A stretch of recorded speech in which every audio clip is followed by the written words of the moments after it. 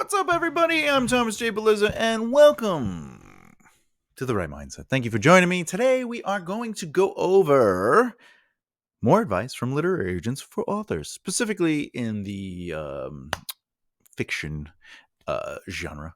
This is part 4, and remember, this advice absolutely, without question, will be focused on the fiction writers. However, no advice is bad advice. Knowledge is still knowledge. And our job as individuals is to research all that we can learn so we can one day understand what it is that we are listening to so we can utilize it as valuable information. So with that, let's get to the 3 points of advice from literary agents. Cue the opening.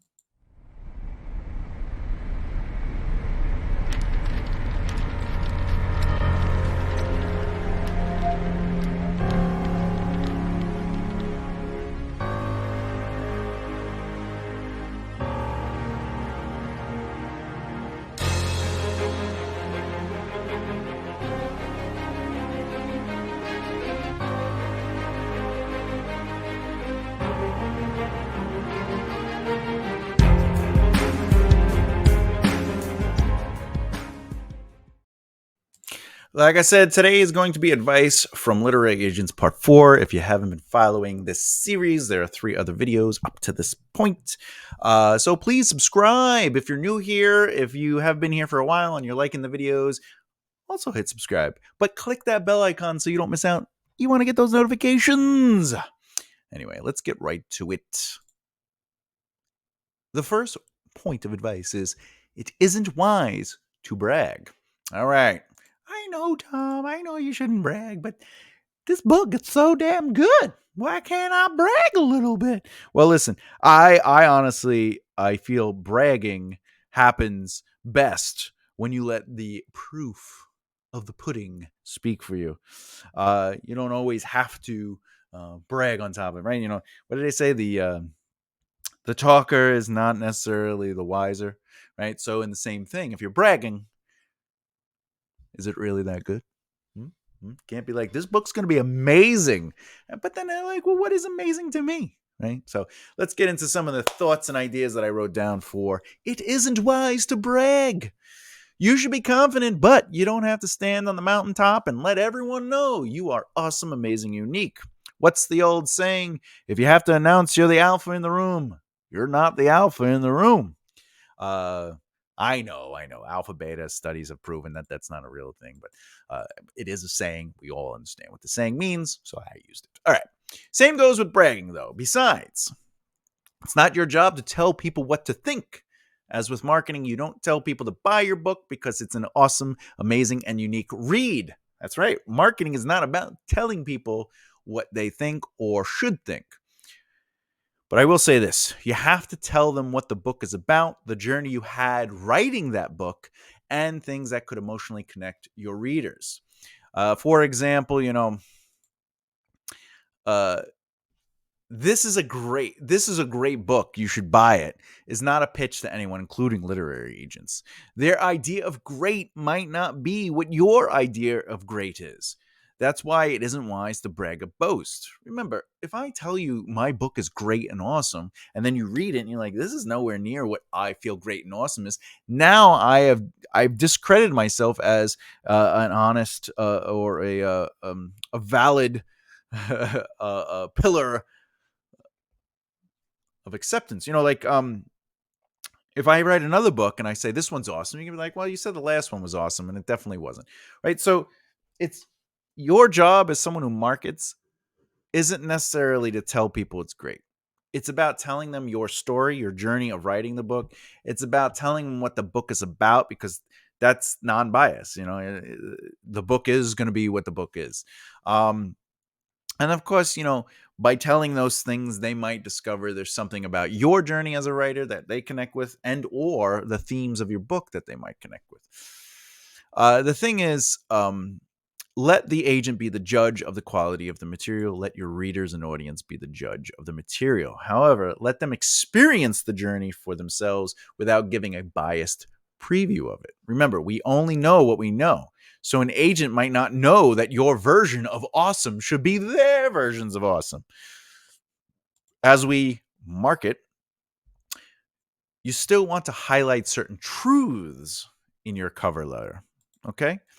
Giving an insight to why you think your book is distinctive and special. And how do you do this? Well, I'm going to tell you by talking about the themes, elements, and what you loved about writing this book, what you specifically love. So the themes, the elements, the characters, their journeys, but more importantly, what do you love about having written this book, your journey of writing this book?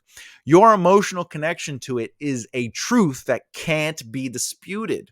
You loving apples doesn't mean you are telling people apples are the best. For example, when I was younger, my friends and I would run around the woods playing hide and go seek. And one day we found an abandoned fort in the woods. This was true.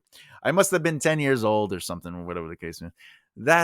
And that's where this book, oh, by the way, this is an example. I didn't really go playing in the woods.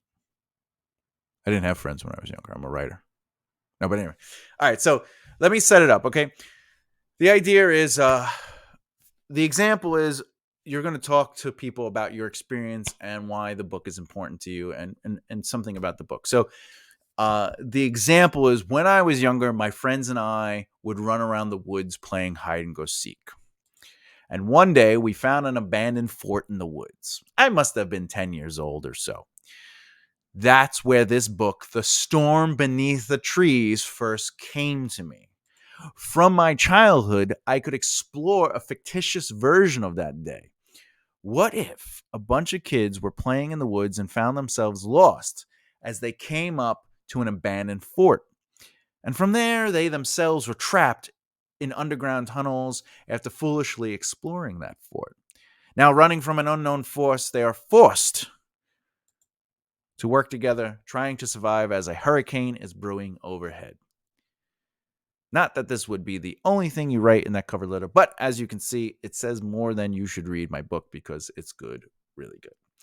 What am I trying to say here is the part in the cover letter about your book has to come from your journey of the book. And by the way I wrote that example allows the person reading it to kind of go into it and see the evolution and process of me as a writer, developing this story. Basically, hey, when I was young with my friends, we would run around playing in the woods, play hide and go seek. Very innocent.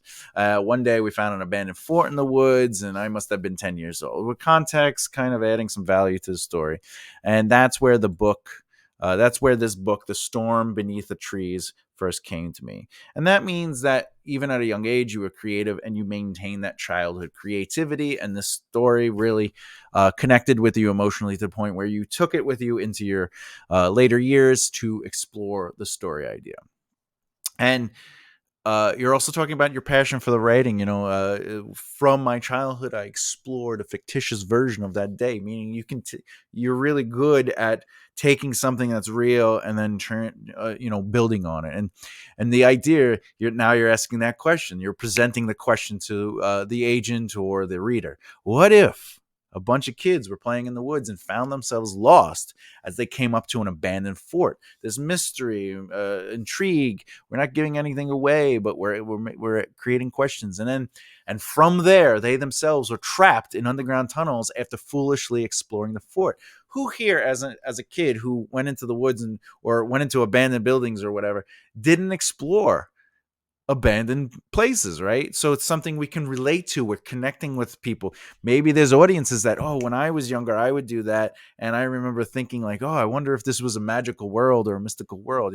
This seems like this story would be more of a thriller and set in a realistic environment. But my point is, right, we're touching on something, and from there they themselves were trapped in the underground forts, foolishly exploring the fort, right? So now running from an unknown force, so we're not giving away who the antagonist is, but there is a force. They are literally forced to work together, trying to survive as a hurricane is also brewing overhead. If we understand the book, The Storm Beneath the Trees. So there's a storm coming. They're in the woods. They're in tunnels.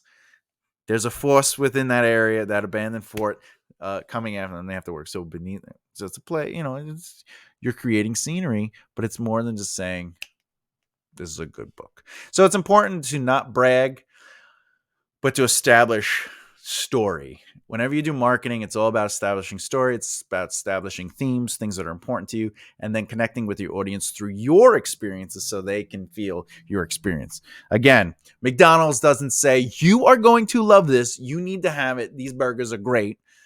They say, I'm loving it. You see somebody with their friends, their family at the restaurant. You see somebody smiling and they're eating a hamburger and going, I'm loving it, right? It's about their experience, and they're showing you the joy of that experience. The same thing with like beer and Budweiser, whatever. All the beer commercials, muscular people, they're playing around pools, whatever they're doing. Maybe they're relaxing on a beach, right? They're showing that lifestyle, but they're not saying you will have this lifestyle if you do it. But they're saying, look, this is the way we relax in this lifestyle. And you're like, man, I'd like to relax, or I'd like to hang out with my friends, and etc. They explore lifestyles. All right. 2. Target audience. I'm sure you've heard this before, but let's go into it. Your target audience is more than who you think would like to read your book. By categorizing your book as a young adult or adults, or even a children's book, you're already localizing your product. Keep in mind, a good rule of thumb is that the age of your protagonist helps categorize your book. This is not always the case, as the books above could easily be an adult book depending on the word choices. The book above, as in the kids that are 10 or 11, they went into the woods, right? You might say, oh, that's young adult, but depending on the word choice, the aggressiveness of it, the thriller element of it could be a little older, right? Then again, it could easily be a young adult book too. However, you want to think carefully about who your target audience is. But you also should think about what books your work would sit alongside with that agent's other clients. Don't just randomly pick an author they represent in an attempt to flatter them. You could miss your mark by a long shot if you say, well, I'm just like Stephen King. He has kids in his book and it's thriller, right? And your book shouldn't be a target you think would sell better. Let me repeat that.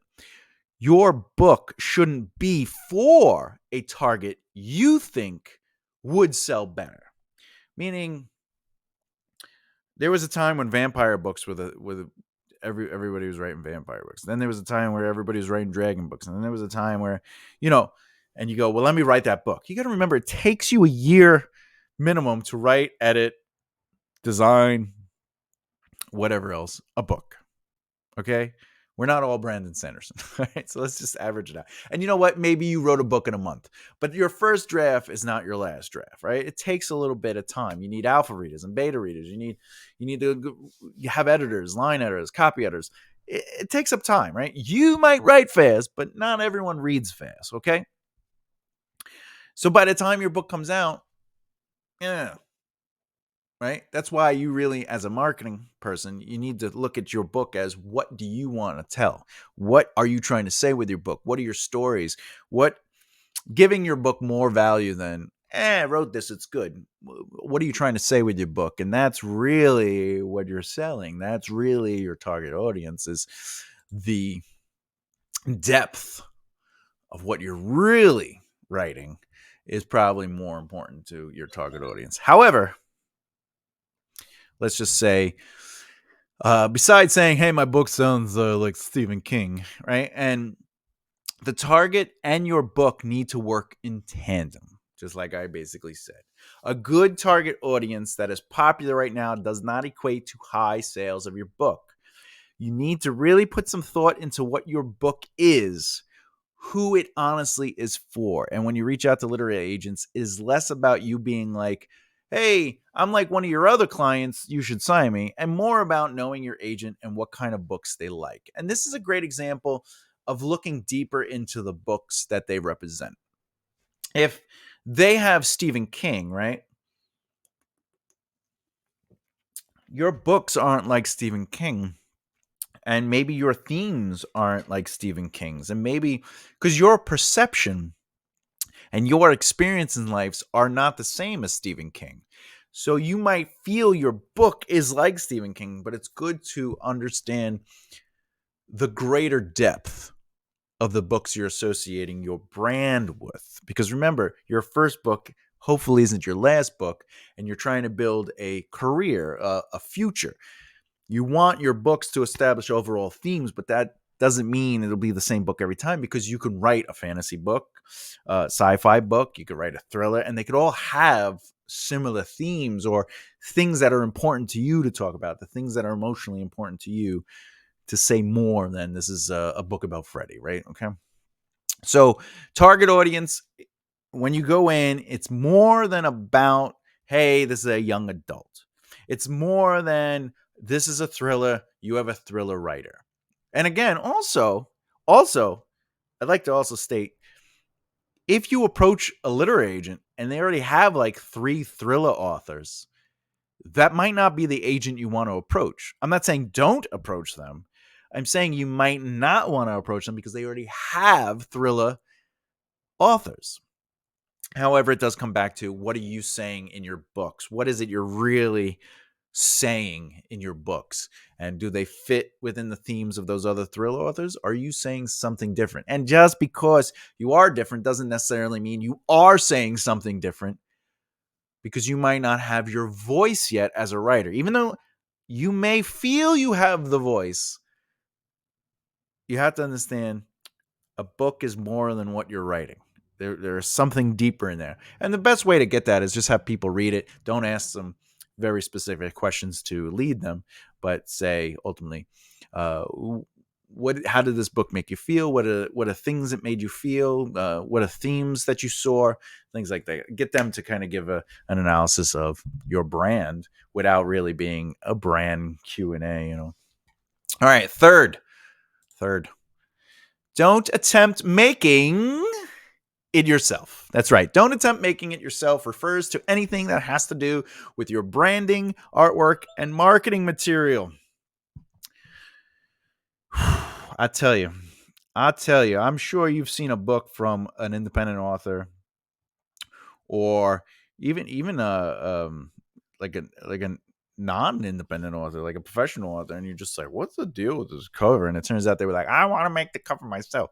Well, listen, even though this is a loose rule about you shouldn't make things yourself, unless of course you're an expert. Like, if you're a graphic artist and you design covers, obviously make your own cover. But this is a loose rule, but I absolutely understand where they are coming when agents are saying, listen, don't do it yourself. Now, obviously I'm more than a writer. I have a company, BBR Productions, and we've always been a marketing, consulting, and development company.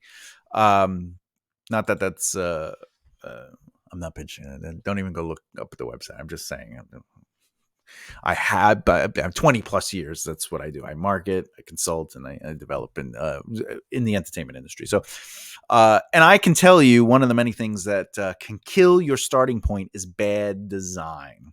When it comes to marketing or developing, some people they develop the cool idea first, and then when they do their branding, it doesn't necessarily match the feel. They're just like, well, let's just do a cool design. You're like, but the design has no purpose. Oh no, the purpose is to look cool. And you're like, okay, but it's not connected to the things that are important to you, and therefore it's misleading. And when they, you know what I'm saying? What I am going to say though is brand is so important, and designing something beforehand is a waste of time and money. Why I say that is because, let's say you're writing a book and you make the cover, like you make the cover, right? Unless you're using the cover as sort of like an inspirational tool, like you'll look at the cover and you'll be like, oh, it's inspiring me to write certain scenes or whatever, right? But ultimately, you want professionals to take a gander at it. You want them to understand your book, understand your themes, understand what the concept is, and then they'll design it, right? Does this mean you can't do mock-ups or have ideas? Not at all. It's great to come to the table with ideas. I'm not saying that, but not a fully fleshed out marketing bag of materials that you think are perfect. It's a waste of time and money, because what if you make all these things and then it turns out, a professional eye looking at it would be like, wait, let's Let's really get this right, right? However, general ideas and like something you did up on the computer or something, but didn't really spend a lot of money printing out, you just did it on the computer. Ideas can be molded or taken to the next level. An agent suggests not attempting to fashion your own book jacket cover or marketing materials. And the reason they say this is because agents and especially publishers have full teams of professionals that will address that when your work is published.